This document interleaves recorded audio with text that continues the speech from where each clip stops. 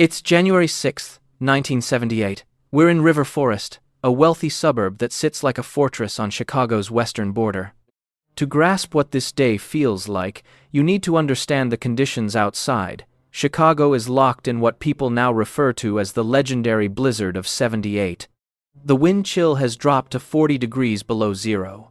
Snow is accumulating in drifts so high they're swallowing vehicles and shutting down roads. Everything has come to a standstill. The roads are deserted. There's an eerie quiet everywhere. Against this frozen backdrop, at 1407 Ashland Avenue, sits an expansive ranch-style estate. The property sprawls across a huge lot, cut off from the street by towering fencing and a wall of carefully trimmed trees. The neighbors see it as just another quiet home. For the FBI, it's a monument to influence. This is where Tony Accardo lives, the man the media calls the Big Tuna and the streets know as Chicago Outfit's undisputed boss. This afternoon, the house sits dark and empty. Nobody's cleared the driveway. Tony Accardo and his wife Clarice made the smart choice to escape to Indian Wells, California, leaving behind the punishing Midwest cold. There's no one home. The place rests like a sleeping beast beneath the snow. Down the block, inside a parked van, sits a team of career thieves. John Mendel leads them, a lifelong criminal known for skill but also for taking dangerous chances. His crew includes Bernard Ryan, who handles the driving, Steve Garcia, the enforcer, and Vincent Moretti, who moves stolen goods. They're freezing, keeping their eyes fixed on the mansion. They've prepared for this, or at least they believe they have. They've figured out how to avoid the patrols. They're confident the homeowners are 2,000 miles away. They've listened to the underground whispers that have circulated for years, stories claiming Tony Accardo doesn't trust banks and keeps a massive vault downstairs packed with millions in cash, loose diamonds, and gold bars. Looking at that house, they see their golden ticket. Accardo has reached 71. He's become a grandfather. His days revolve around tending his garden and spending time with his grandkids. These thieves figure the stories about the violent crime lord are just myths from the past. They're convinced he's lost his edge.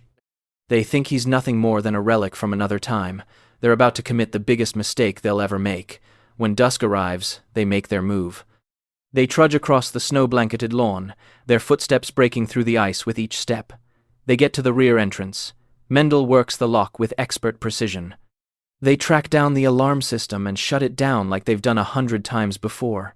The door opens with a soft click. They slip inside. The interior feels warm and eerily still. Over the next 60 minutes, these men do something unthinkable. They tear through the sanctuary belonging to America's most feared man. They go from room to room, their flashlight beams slicing through the darkness. They're expecting mountains of cash. What they discover instead is an ordinary household. They yank open drawers.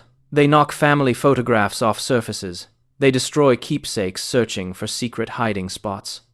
They rip through Clarice Accardo's closets, tossing her coats and dresses across the floor. But those millions never materialize. Accardo was too shrewd to store his fortune in his main residence.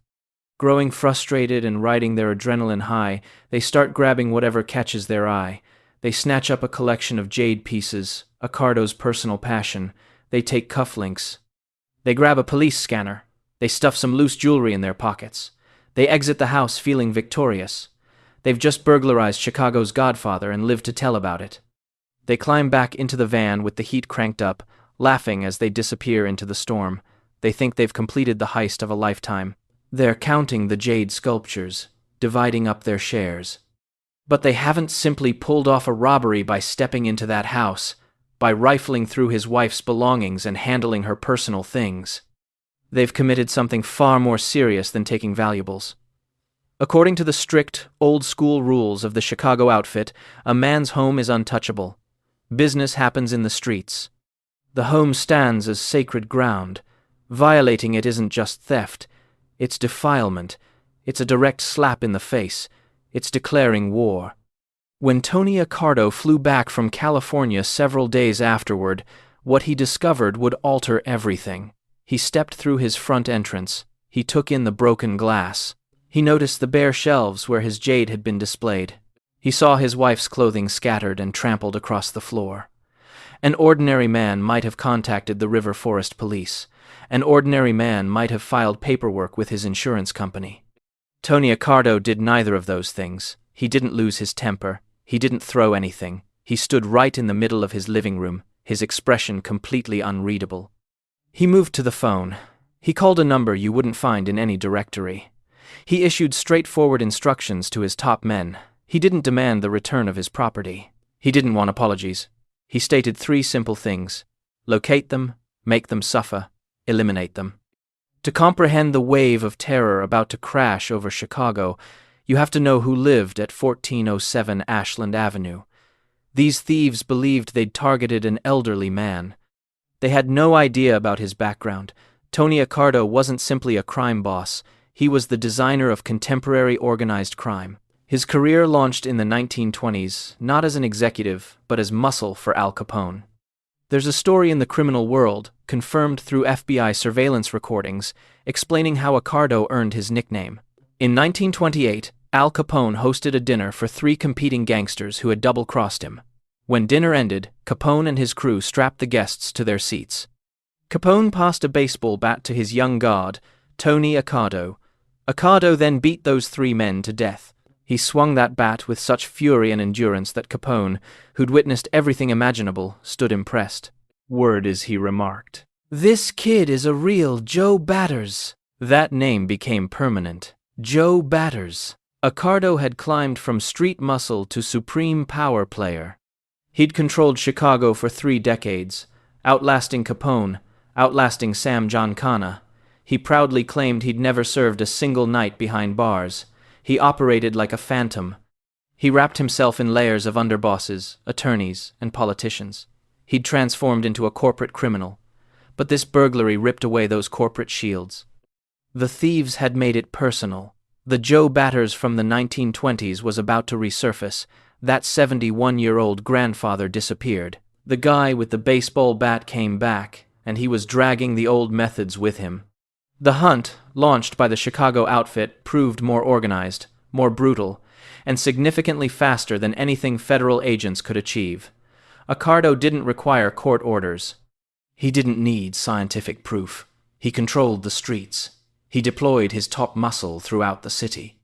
The word spread to every person who moved stolen goods, every pawn shop, every small-time hustler, every bookie throughout Illinois. The communication was crystal clear.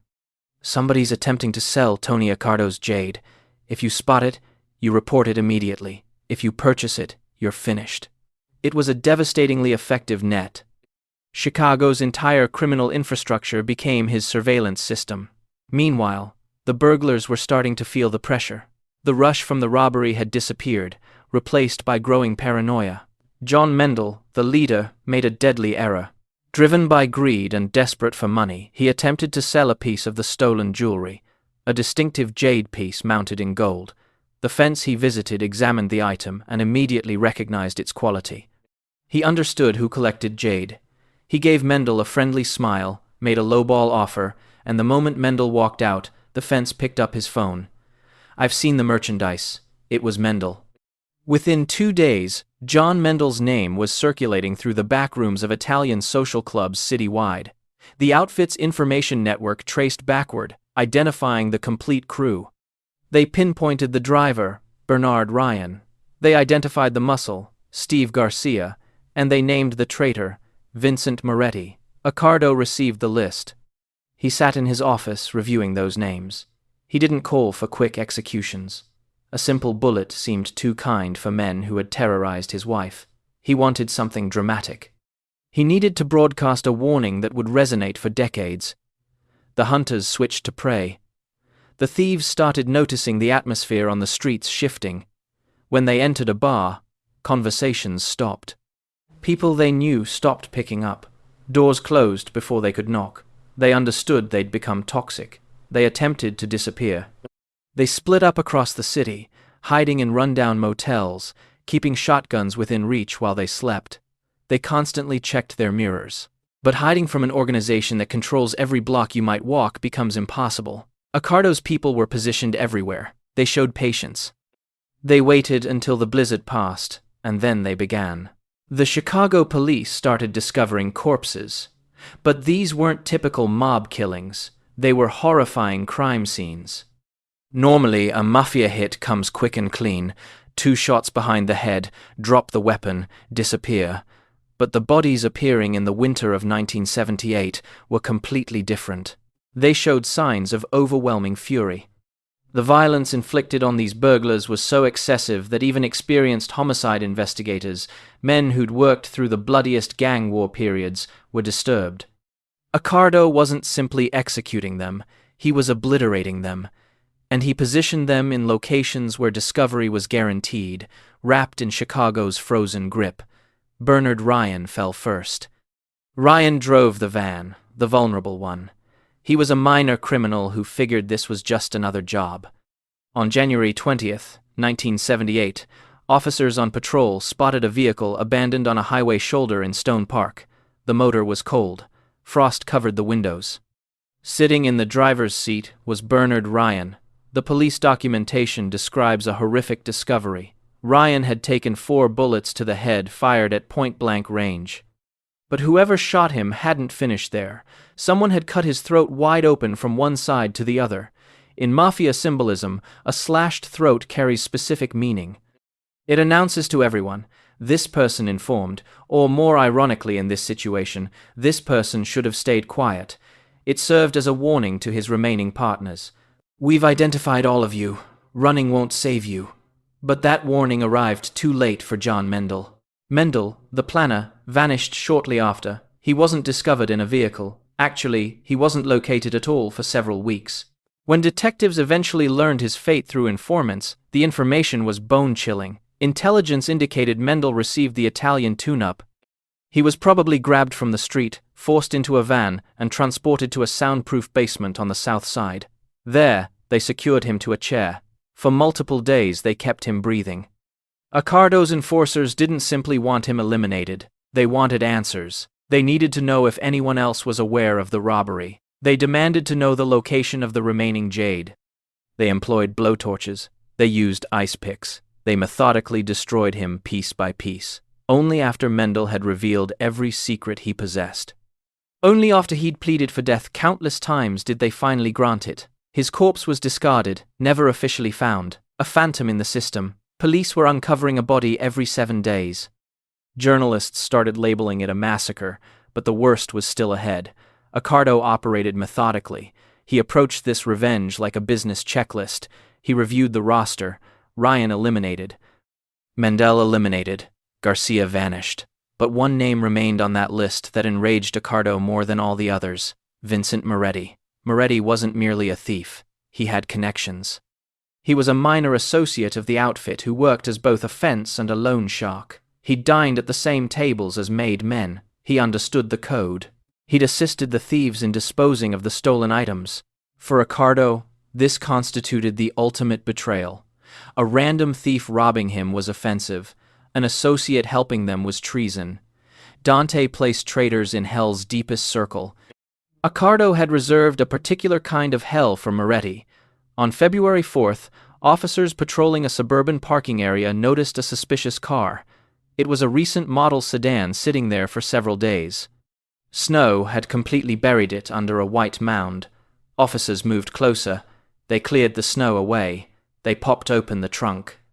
Inside, stuffed together like forgotten luggage, lay the corpses of Vincent Moretti and his companion Donald Renault. Renault had zero involvement in the burglary. He'd simply been standing next to Moretti when the killers showed up. He became collateral damage. The state of Vincent Moretti's remains shocked the medical examiner. It displayed pure rage.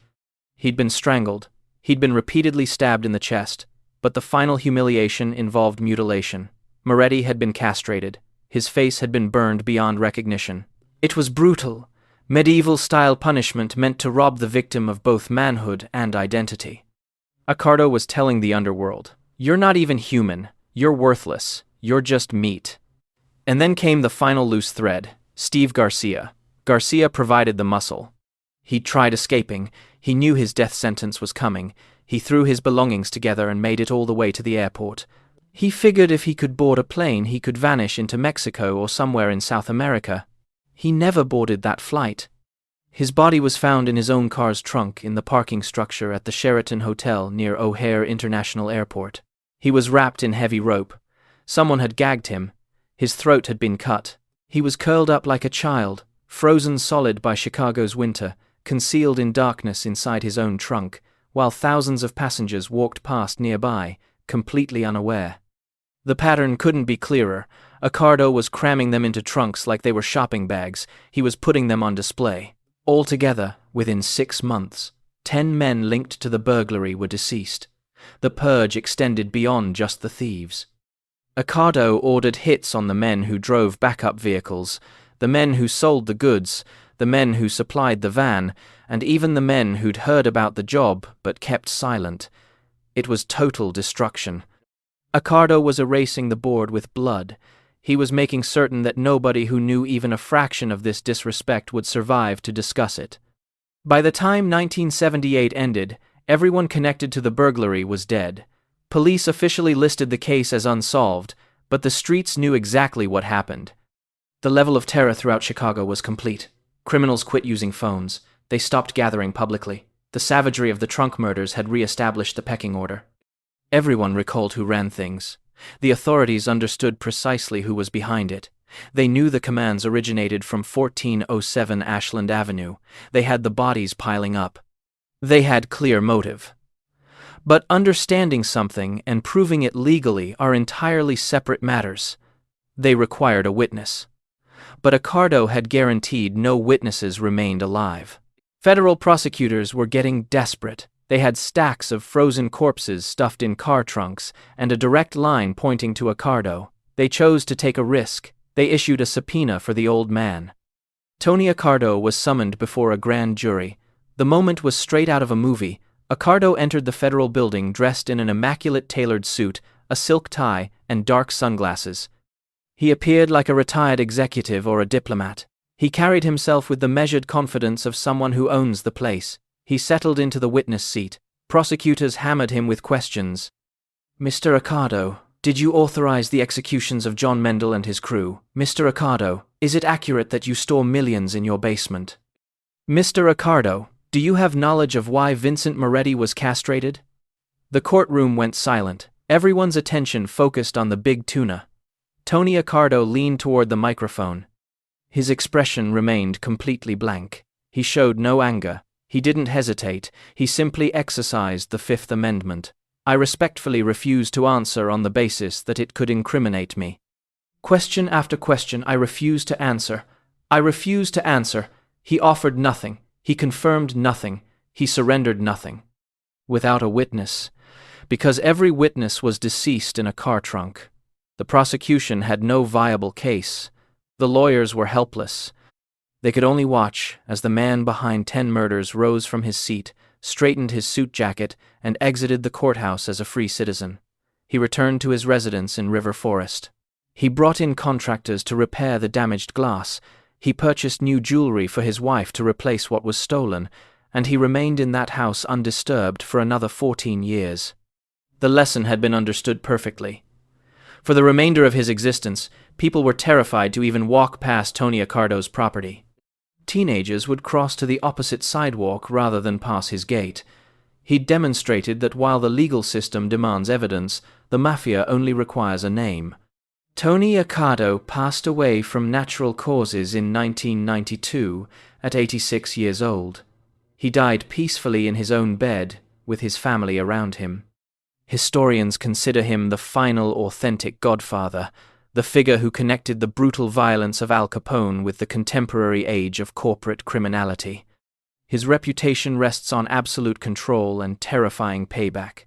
The burglary story stands as a dark reminder to anyone who believes that aging mellows a killer. Those thieves thought they were targeting an elderly man. They failed to understand they were breaking into a sleeping lion's den. And when that lion awakened, he didn't need to roar. He simply filled Chicago's car trunks.